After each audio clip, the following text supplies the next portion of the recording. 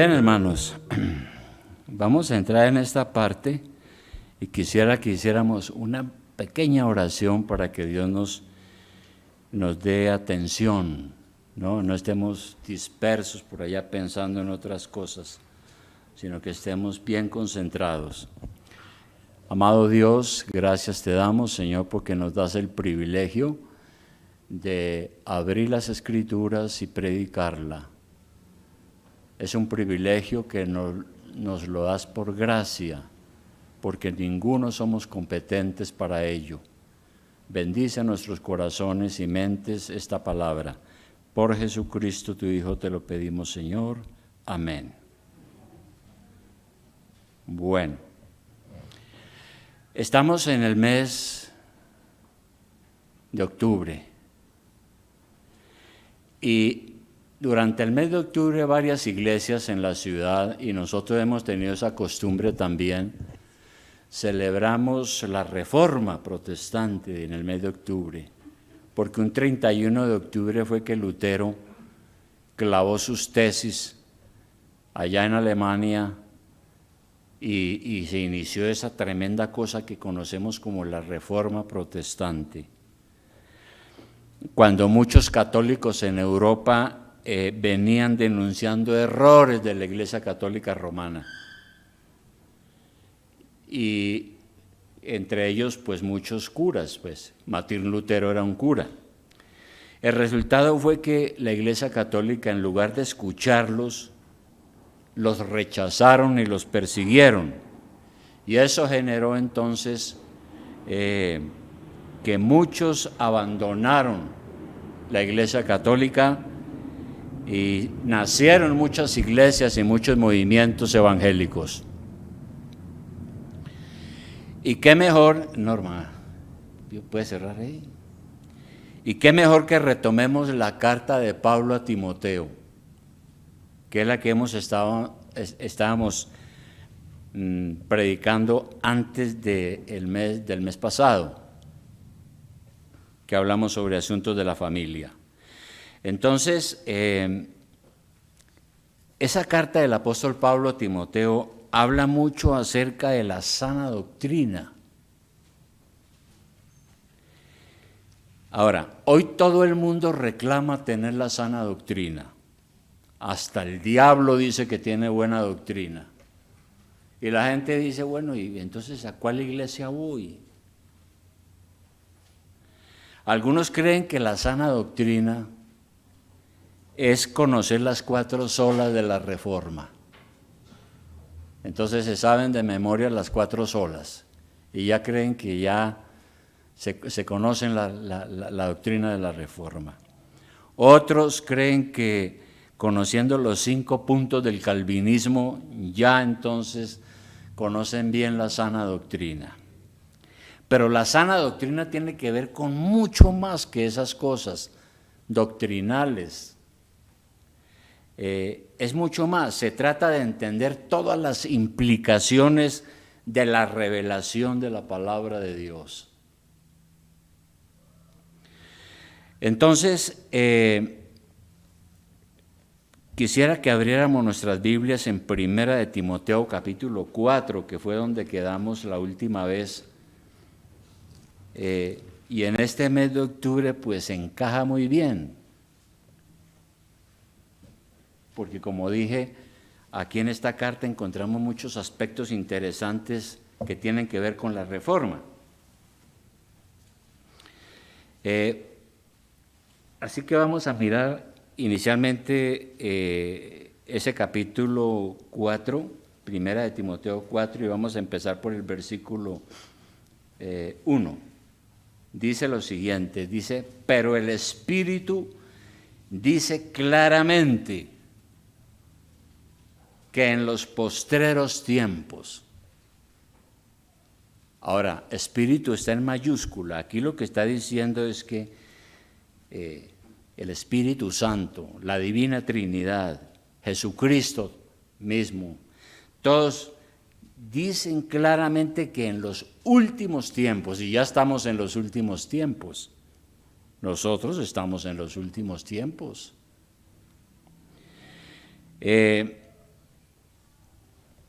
algunos apostatarán de la fe, dice aquí en el versículo 1 del capítulo 4. Ahora, esto es pues parte de la profecía. Nuestro Señor Jesucristo habló de los últimos tiempos y de los problemas que habrían en los últimos tiempos.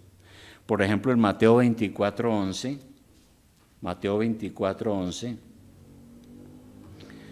el Señor estaba hablando de las señales del fin y Él dice lo siguiente, dice, y muchos falsos profetas se levantarán y engañarán a muchos.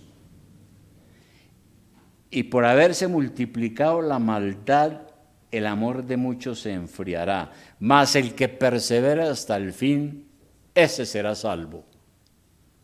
Entonces, Cristo mismo dijo que muchos falsos profetas se levantarán y engañarán a muchos, ¿no? Entonces, hoy en día, pues ya no tenemos las profecías del Antiguo Testamento ni nada de esto. Hoy en día ya no hay profetas, pero aquí en la palabra de Dios dice que hay cosas que están cumpliéndose y otras que van a cumplirse. Y tenemos que mirar la palabra de Dios, no a las personas, porque hoy en día los que se presentan como profetas son adivinadores del futuro, engañados por Satanás. Y tenemos muchas iglesias con esta clase de personajes, ¿no? Personajes que dicen que fue que Dios le habló, que fue que Dios le dijo, que se le presentó Jesucristo, que se le presentó a alguien, que oyeron una voz y empiezan a dar revelaciones y profecías. Todo eso es falso. Ahora, como dije, en los escritos apostólicos nosotros encontramos muchos elementos de las profecías, unas que se han cumplido y otras que están por cumplirse. Y aquí, por ejemplo, está diciendo eso, está diciendo el Espíritu Santo dice claramente que en los últimos días, eso es parte de esa profecía futura también. En esos postreros tiempos, algunos apostatarán de la fe, y esto fue escrito hace casi 2000 años. O sea, que es la palabra de Dios. Y entonces nos habla aquí del peligro de la apostasía. ¿Qué es la apostasía? Apostasía significa, de una manera sencilla, en el griego significa es apartarse de lo que uno ha creído. Entonces, hay algunas personas que de un momento a otro llegan y dicen, no, yo no quiero volver más a la iglesia. Yo creo que eso que dicen allá no es cierto. Yo he estado sacando muchas conclusiones y probablemente hay muchas cosas que no son ciertas. Por lo tanto, yo ya estoy dudando. Mejor yo no regreso. Y no regresa nunca. ¿Qué hizo? Apostató de la fe. Aquello que una vez creyó, se apartó de eso. Ahora, desde que la iglesia comenzó, empezaron también a surgir muchas profecías y enseñanzas y doctrinas falsas que empezaron a circular y que amenazaban a las iglesias que estaban naciendo para que ellas pudieran marchar bien, y mentían desde que la iglesia se comenzó y a través de la historia también. Por ejemplo, a finales del siglo XIX, un predicador que es muy conocido, que es el predicador Charles Spurgeon, que pues, obviamente fue muy importante en Inglaterra, un predicador muy bueno, prolífico, autor. Él dijo lo siguiente, él dijo que él quería denunciar el peligro de la apostasía, porque ya en ese momento, a finales del siglo XIX, ya en ese momento habían muchas iglesias buscando uniones entre ellas y pasando por encima de los fundamentos bíblicos, por encima de lo que dice la Biblia, inventándose cosas, con el argumento del amor. Y entonces aquí en la ciudad uno todavía también tiene algo parecido. Hay iglesias que a veces dicen, unámonos, vamos a unirnos, todos somos hermanos en Cristo, todos debemos amarnos. Esas cosas de la doctrina no hacen sino dividir. No pensemos en esas cosas. El problema es que hay cosas doctrinales que no son negociables, que nosotros en aras del amor y de una unidad falsa no podemos creer con ese argumento del amor, porque son cosas que no son negociables, están claramente estipuladas en las Escrituras. ¿Qué fue lo que vio el apóstol en su día que estaba llevando a la gente a apostatar de la fe? Al apóstol Pablo, por eso escribió esto. Él dice lo siguiente, nuevamente, el Espíritu dice claramente que en los postreros tiempos algunos apostatarán de la fe, escuchando a espíritus engañadores. Es lo primero que dice él, espíritus engañadores. ¿Quiénes son? Son todas aquellas personas que enseñan falsedades, mentiras, que tuercen la verdad, haciendo que otros se desvíen del camino. Y hay una cosa, entre menos una persona conoce las verdades fundamentales de la Biblia, es más propensa rápidamente a poner atención a todo viento de doctrina que anda por ahí. Por eso es que en los barrios de clase, estratos 2, 3, crecen mucho las iglesias, porque también hay mucha ignorancia. Y entonces todos lo creen y conocen poco verdaderamente de la Biblia. Y eso hace que ellos sean engañados por espíritus engañadores o por personas que hablan cosas falsas. Sigue diciendo Pablo que esa apostasía se da porque en estos días habrá gente que escucha a los espíritus engañadores y a doctrina de demonios, dice él también.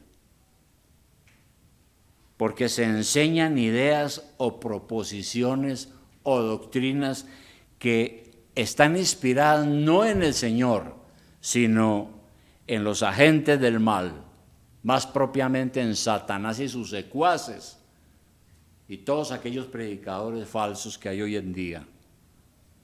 Y sigue diciendo Pablo que todo eso es también una doctrina de demonios, dice aquí en el versículo 1 al final. Todo eso que no es conforme a la palabra son doctrina de demonios y son mentiras. Eso dice el versículo 2, por la hipocresía de mentirosos que teniendo cauterizada la conciencia empiezan pues a enseñar su propia doctrina. Entonces son personas que usan una máscara, es decir, aparentan que dicen la verdad, pero mienten, no están diciendo la verdad. Personas que no tienen conciencia moral, lo que están predicando el Evangelio, pero buscando otros fines, otras cosas. Eso es lo que está diciendo aquí el apóstol. Está diciendo, cuidado, abran los ojos bien, porque en estos tiempos algunos se van a desviar de la fe. Le van a dar la espalda al Evangelio debido a todas estas doctrinas que no son sino de espíritus engañadores, doctrinas de demonios y mentiras. Está diciendo acá. Ahora, ¿cuáles son también esas doctrinas que sacan a los creyentes del verdadero camino? La historia dice que después de que murió el apóstol San Pablo, el que escribió esta carta, surgieron algunos grupos, como ya lo dije. Por ejemplo, en el siglo II surgieron muchas doctrinas raras y los apóstoles tuvieron que luchar contra eso. Habían, por ejemplo, un grupo que se llamaba los encratistas o encratitas en la segunda mitad del siglo II. ¿Qué decían ellos? Ellos practicaban la continencia, es decir, se contenían de alimentos empezaron a prohibir el uso de la carne, el uso del vino, el uso de muchas comidas. También practicaban la continencia sexual, porque muchos de esos grupos empezaron a oponerse al matrimonio y a ver el matrimonio como malo y el sexo como malo en el matrimonio, y empezaron a decir que había que ser santo, bien santo, y que para eso había que privarse de muchas cosas. Luego, un poco más adelante, surgió otro movimiento que se conoció como el montanismo. Un hombre que llegó y dijo que el Espíritu Santo le había hablado y le había dicho cosas y que él tenía la obligación de enseñarlas. Y enseñó un misticismo. Gente que es mística, gente que anda es por allá entre las nubes y más en el cielo que aquí en la tierra. Y entonces practicaban muchas cosas, ¿no? Ayunos tremendos. Empezaron a decir que Cristo iba a venir y ponían fechas y todo resultaba un fiasco. Y eran muy religiosos, extremos, casi legalistas. Y más adelante, en el siglo III, surgió otro movimiento que se conoció como los maniqueos. Eran los que decían que la realidad del mundo es que hay bien y mal, luz y tinieblas, y que lo que uno tiene que hacer para salvarse es tratar de vivir a la luz de las cosas para poder salvarse. También veían el matrimonio y prohibían la carne y prohibían muchas cosas, supuestamente para poder uno vivir en la luz. Hubo otro movimiento que se conoció en el siglo XI como los cátaros. Yo estoy hablando de esto para que sepamos. Ellos sí se fueron al extremo. Muchos pastores de ellos, de ese grupo, empezó a decir que Dios era varón y mujer. Dios no tenía sexo, y eso lo están enseñando hoy también. Creían algo en la reencarnación, eran vegetarianos y no aconsejaban el matrimonio, porque decían que uno tiene que santificarse y ser verdaderamente santo, y para salvarse, pues mejor no se case. Y cuidado con estos alimentos y con aquellas cosas. Y practicaban un ascetismo. El ascetismo es el que dice que, una asceta es el que dice que para uno ser santo y poder agradar a Dios tiene que apartarse del mundo completamente, ¿no? Ojalá vivir en una cueva por allá donde no tenga contacto con nada, porque el mundo es malo y lo contamina, y cosas así. Pero el padre de todas esas herejías que acabo de mencionar y de las cuales habla aquí el apóstol Pablo es el gnosticismo. Los gnósticos, ellos son el padre de todas las mentiras. El gnosticismo es una doctrina que dice que ellos tienen verdades ocultas que solo ellos conocen, que nosotros leemos la Biblia y no la entendemos y que ellos sí la entienden, que aquí hay unas verdades que solamente pueden ser descubiertas por unos pocos. ¿Quiénes? Los gnósticos. Por ejemplo, Platón, que fue un filósofo griego, él decía que este mundo era malo, que este mundo es materia y que la materia es mala, ¿no? Y que hay que purificarse uno a través de la reencarnación para al final lograr uno entrar en la luz eterna y ser salvo. Y entonces ellos inventaron un personaje que lo llaman el gran arquitecto. Ese gran arquitecto tomó la materia y, de acuerdo a unos modelos que hay en el mundo de las ideas perfectas, empezó a organizar el mundo, ¿no? Todas esas enseñanzas fantásticas y especulativas. Entonces estos gnósticos, habían dos grupos. Había uno que se llamaban, como dije hace un momento, los gnósticos ascetas. Decían, bueno, la materia es mala, todo lo que hay en este mundo es malo, el cuerpo es malo, el cuerpo es un castigo de Dios, el cuerpo es una especie de cárcel.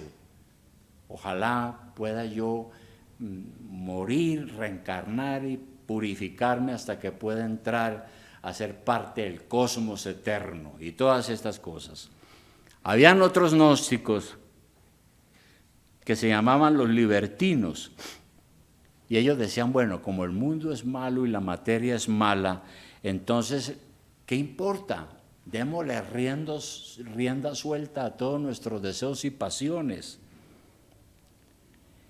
Y hubo sectas de esas. Ahora, en Judas 1.4, vamos a mirar Judas 1.4.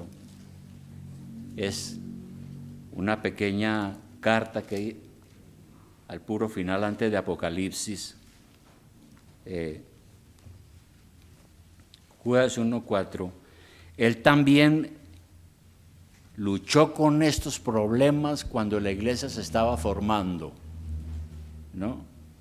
Y él escribió esta carta y dice lo siguiente, en Judas, leamos desde el 3, mire lo que dice Judas, lo dijo hace 2000 años a las iglesias, las primeras iglesias. Amados, por la gran solicitud que tenía de escribiros acerca de nuestra común salvación, me ha sido necesario escribiros exhortándoos que contendáis ardientemente por la fe que ha sido una vez dada a los santos, es decir, a los cristianos. La fe apostólica, la fe verdadera que está en el Nuevo Testamento. Porque algunos hombres han entrado encubiertamente, o sea, a escondidas, los que desde antes habían sido destinados para esta condenación, hombres impíos que convierten en libertinaje la gracia de nuestro Dios y niegan a Dios el único soberano y a nuestro Señor Jesucristo. Entonces, fíjese usted que desde el comienzo ya estaban los apóstoles luchando con todos estos movimientos, combatiéndolos. Ahora, volvamos a Timoteo. Era bueno hablar de esto para poder contextualizarnos, ¿no? Aquí Pablo le dice a Timoteo algo parecido, cuídese, predique en la iglesia, enseñe que no hay que escuchar a espíritus engañadores, a doctrina de demonios, a hipócritas mentirosos. Y entonces él menciona dos cosas que se estaban prohibiendo, que son las que yo he dicho hace un momento, los que rechazaban el matrimonio. Por eso aquí en el versículo 3 dice que todos esos predicadores prohibirán casarse. Prohibirán casarse.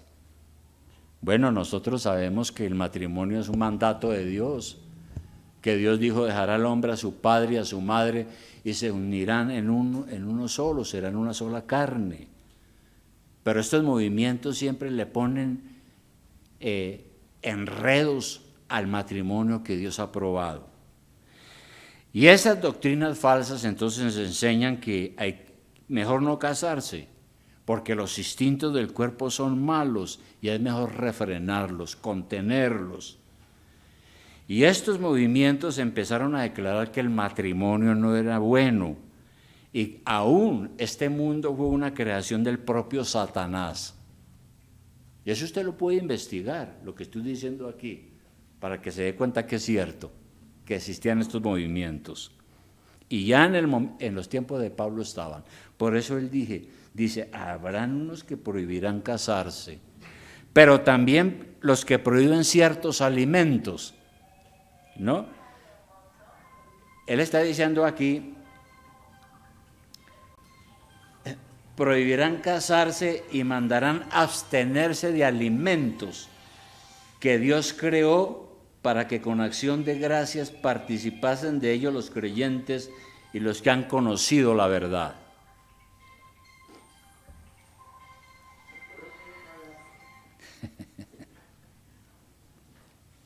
Bueno, entonces también estaban algunos prohibiendo ciertos alimentos. Pero uno encuentra en la Biblia que Dios, ¿qué dijo en Génesis 1:29? ¿Qué dijo Dios en 1:29? El Señor en Génesis 1:29 dijo, y dijo Dios, he aquí que os he dado toda planta que da semilla, que está sobre la tierra, y todo árbol en que hay fruto y que da semilla, os serán para comer. Dijo el Señor, desde la creación. Entonces, estos herejes, estos predicadores falsos, enseñaban que era mejor uno abstenerse de comer, que es mejor mucho ayuno, porque la comida es material, es materia, es mala, y el cuerpo es malo, y todas estas cosas. Rechazaron muchas de las comodidades de la vida, de las conveniencias, prohibieron el vino, por ejemplo, y ni siquiera en la cena del Señor, porque ellos decían que eso era pecado y que había que celebrar la cena del Señor era con agua. Bien, todo eso. ¿Por qué he mencionado todo eso? Porque es que estas sectas gnósticas siguen vivas hoy. Están vivas hoy. Hay grupos gnósticos de todos estos movimientos y de todas estas doctrinas, y están enseñando estas cosas y desviando a mucha gente, mandándola por caminos equivocados. Esos gnósticos de la antigüedad de hace 2000 años están hoy también, pero se han mezclado con muchas otras creencias.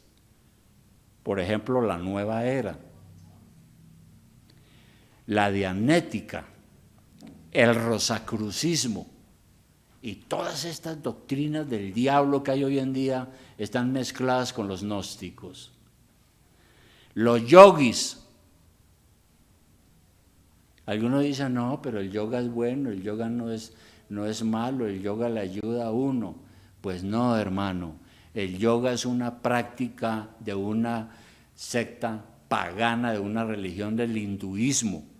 Los yogis no comen carne, la prohíben porque dicen que eso viene de un animal que fue asesinado, matado. Y entonces es un cadáver ya, y si uno come eso se contamina. Entonces por eso son vegetarianos y muchas otras cosas enseñan hoy. Así las cosas, ¿quiénes son los que apostatan de la fe? Los que se ponen a prestar atención a esas enseñanzas, los que ponen atención. Un verdadero cristiano que es salvo no va a ser engañado hasta el punto de apartarse de los caminos del Señor.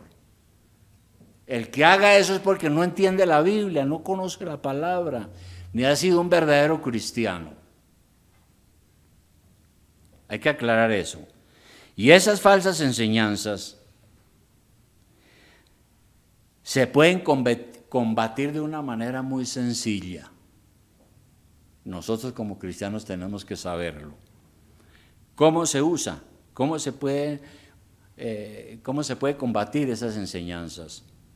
Usando la sana doctrina, ¿no? Porque el Señor dice, todo lo que Dios creó es bueno. Nada, y todo lo que Dios ha mandado es bueno.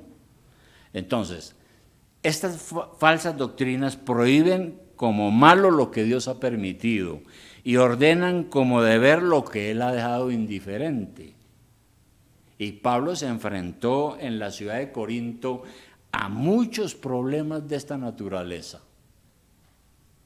Si usted ha leído las cartas de Pablo, usted sabe muy bien que en Corinto, por ejemplo, en el matadero, yo no sé cómo sería el matadero, pero había un matadero municipal. Todos los animales que sacrificaban allí los dedicaban a los dioses y luego los vendían en la carnicería.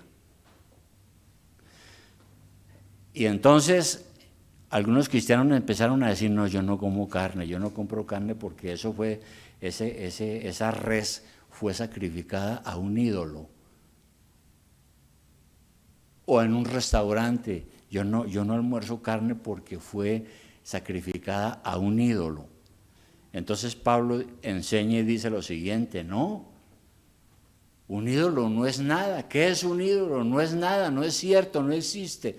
Por lo tanto, yo si voy y compro mi lomo, yo compro mi carne, yo no tengo, a mí qué me importa el ídolo. Pero ya había gente con esas creencias prohibiendo estas cosas. Inclusive en Colosenses 2.16, hay algo muy interesante allí, Colosenses 2.16. Aquí el apóstol está enseñando a la iglesia la manera correcta de practicar la fe cristiana. Y en un punto él le dice lo siguiente, en Colosenses 2.16 dice: por tanto, nadie os juzgue en comida o en bebida. No. Esas personas que andan indicando y acusando y está pecando por tantas cosas, no deberían de juzgar. Por eso él dice: nadie os juzgue en comida o en bebida, o en cuanto a días de fiesta, luna nueva o días de reposo, todo lo cual es sombra de lo que ha de venir, pero el cuerpo es de Cristo. Y sigue hablando de las prácticas ascéticas que algunos querían imponer en la iglesia, ¿no? Ahora, se debe aclarar que cuando el Señor dice aquí, y Pablo escribe aquí y dice que todo lo que Dios creó es bueno para comer, no es todo absolutamente, sino todo aquello que Dios ha creado con el propósito de alimentarnos. Hay cosas o animales que no son de alimento. Uno no puede comerse algo venenoso y pretender que orando no le va a pasar nada. Pues si usted se come algo venenoso, se muere.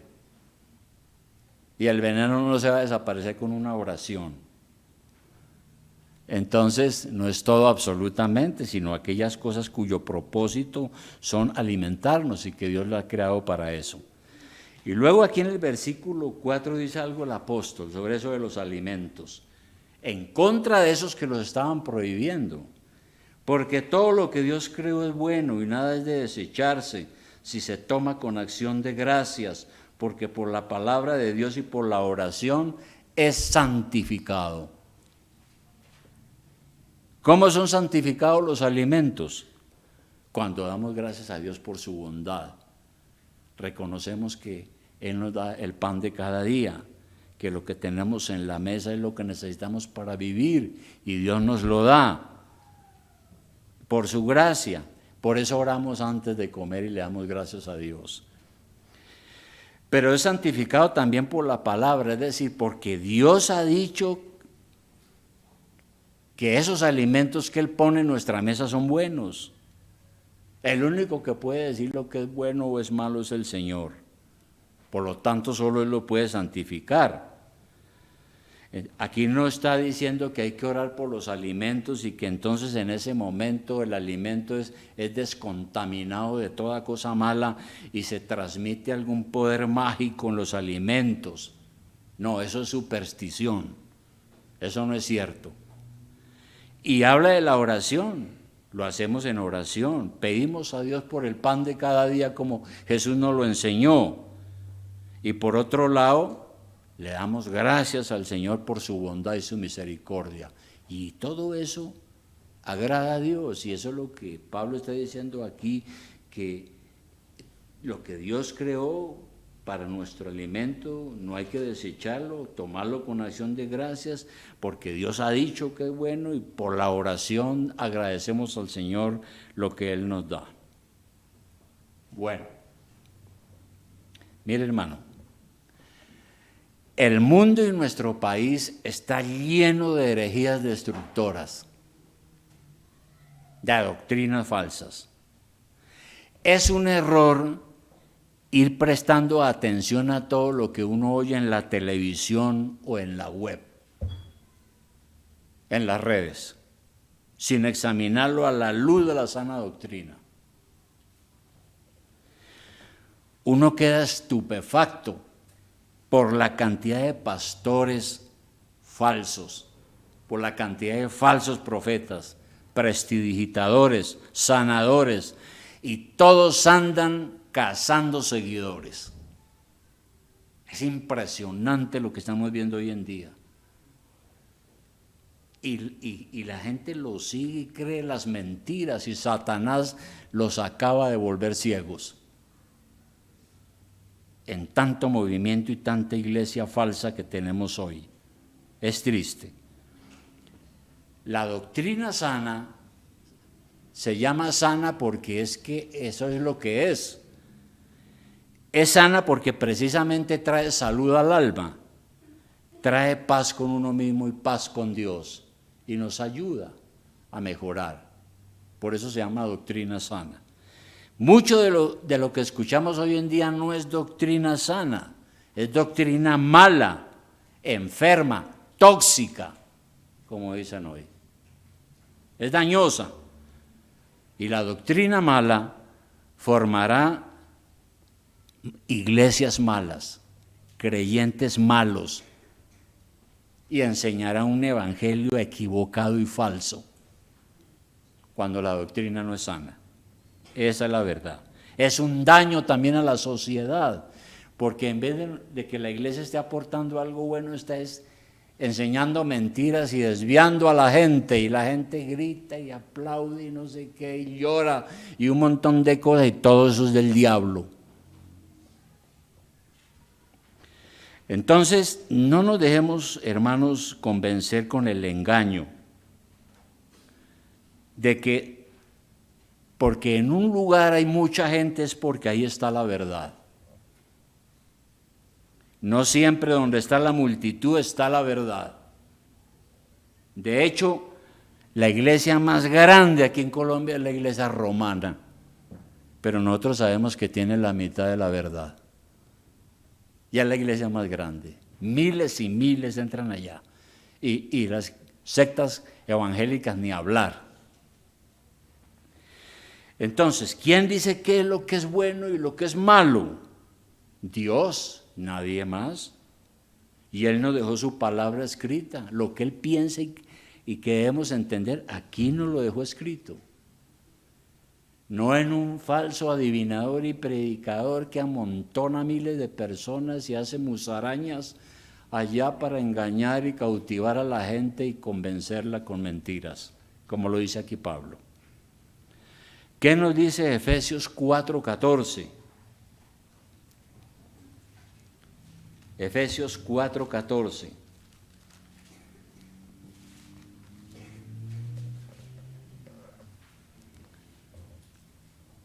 En Efesios 4:14, iniciando todo el capítulo 4, el apóstol Pablo está hablando de que Jesucristo resucitó y luego el Espíritu Santo vino y dio dones a los hombres. Y habla de la tarea de los pastores y de los maestros de la palabra. ¿Cuál es la tarea de los pastores y los maestros?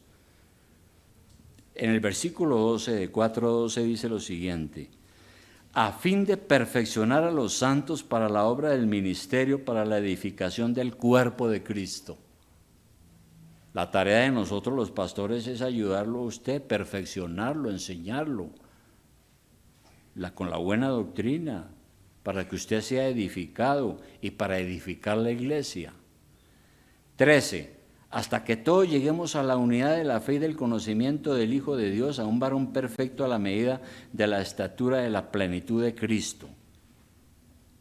Y luego el 14, que es tan importante, para que ya no seamos niños fluctuantes, llevados por doquiera de todo viento de doctrina, por estratagema de hombres, que para engañar emplean con astucia las artimañas del error, sino que siguiendo la verdad en amor, crezcamos en todo en aquel que es la cabeza, esto es Cristo, de quien todo el cuerpo bien concertado y unido entre sí por todas las coyunturas que se ayudan mutuamente según la actividad propia de cada miembro, recibe su crecimiento para ir edificándose en amor. Eso es sana doctrina. Cuando el resultado en una iglesia es esto. Eso es el de sana doctrina. Entonces, hermanos, la pregunta final ¿Es usted alguien que está creciendo en el conocimiento de Cristo? ¿A la estatura de Cristo? Cada día usted es mejor.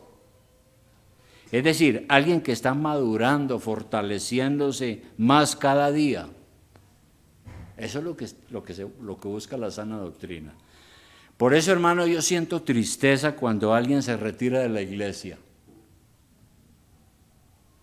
Porque siempre me pregunto, ¿y dónde está lo que aprendió? Aquí ha habido gente que, amén, gloria a Dios, la sana doctrina, qué bueno, las olas, el calvinismo, qué bueno, gloria a Dios. Y de la noche a la mañana se retiran de la iglesia. Y si no regresan, quiere decir que apostataron. O al menos si no van a otra iglesia y siguen consagrados allá, apostataron de la fe. ¿Y sabe qué es eso? Que no fueron salvos. Nunca lo fueron. Estuvieron aquí aprendiendo religión, pero no se rindieron a Cristo. ¿Dónde está lo que hemos aprendido? Ahora, cosas terribles vamos a ver, hermanos. Yo no tengo ningún optimismo. Y nuestros hijos van a ver cosas terribles, hermano. De falsas enseñanzas, falsas doctrinas, falsos profetas, falsos maestros. Jesucristo lo dijo. Por eso nuestra tarea es grande con nuestros hijos y nietos, ¿verdad? Y el Señor dijo, el que persevere hasta el fin, ese será salvo.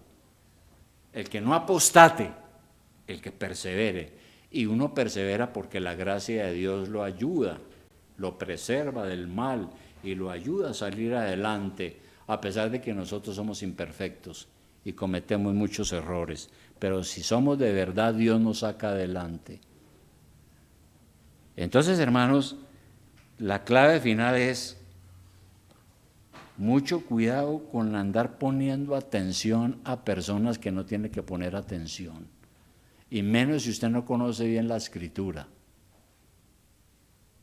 Porque son las multitudes, hermano, que alguien le dice, mira, anoche se me apareció Jesucristo. Anoche oí una voz, era el Espíritu Santo, y me dijo, tú eres el ungido. Predica. Y la gente, amén, gloria a Dios, y se botan al suelo, lloran, hacen miles de cosas. Qué engaño del diablo y de Satanás, y el mundo está lleno de eso, lleno. Por eso es que Pablo lo dice aquí, ¿no? Mucho cuidado. El Espíritu Santo dice que en los últimos días pasará esto y esto y esto. Que Dios nos ayude, hermano, a ser guardados de todo mal de este asunto. Vamos a orar. Amado Señor y Padre Celestial, muchas gracias, Señor, por este momento. Aquí tu palabra nos dice que a medida que el tiempo pase y se acerca el fin,